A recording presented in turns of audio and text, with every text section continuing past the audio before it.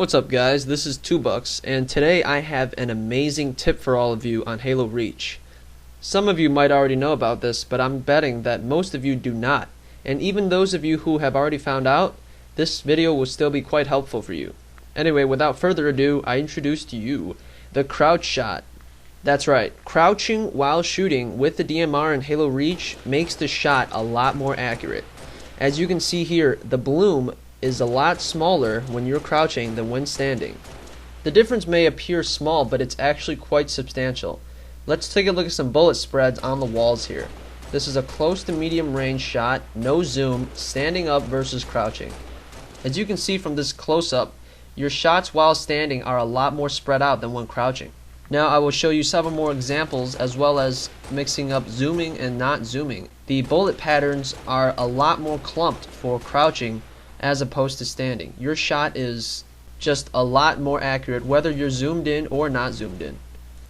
I did shoot at the same exact pace for crouching and standing. I use a metronome to make sure that I had the exact timing, so that was not a factor in this experiment.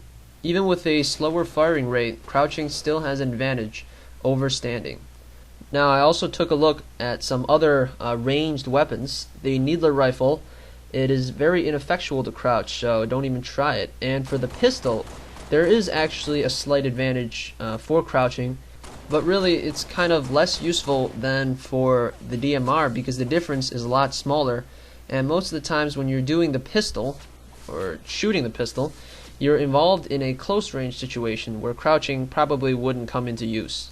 Now I will show you some practical uses of the crouch shot. Right now you might be thinking, this is pretty cool but useless. I do not mean camping when I say crouch shot. I do not encourage camping at all. In fact, I hate it. However, the crouch shot can help you in many scenarios. In situations where your opponent is looking away, use the crouch shot briefly before he turns around to get a few accurate shots in. When the opponent is firing back in close range situations, then you should start strafing. As you can see here, I start off by crouch shooting, and when he does turn around, I transition into a strafe.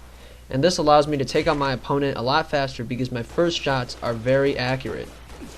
Meanwhile, when you're involved in a DMR battle where your opponent sees you right away, you can incorporate the crouch shot in your strafe technique. This is very tricky and will take time to master, but it throws your opponent off big time. Basically, crouch right before you're about to shoot, then uncrouch and strafe. Use this once or twice in the duration of a DMR battle and it can give you the edge you need to win it. Crouch strafing is especially useful in medium range situations since your more accurate shot will knock the opponent out of scope and can easily help you win many DMR battles. As you can see, I'm mixing up crouch strafing and regular strafing, which is what you should be doing too. The crouch shot gets more useful as you move into longer situations. Your shot will be so much more accurate and you will be able to fire faster than your opponent and with more accuracy. You won't even have to strafe as much in longer range situations, so this is especially useful. As you can see here, my accurate shots prevent my opponent from scoping in at all, and I rape him. So, now that you have this new knowledge, I'm sure you guys can find even more useful ways to use the crouch shot. Feel free to comment that in the comments below, and I will be posting a lot of gameplays where I utilize the crouch shot so you can see more practical ways of using it. So I hope this video helped all of you guys out. Even if you did know about this before, please like the video and make sure to subscribe for more awesome tutorials and gameplays every day.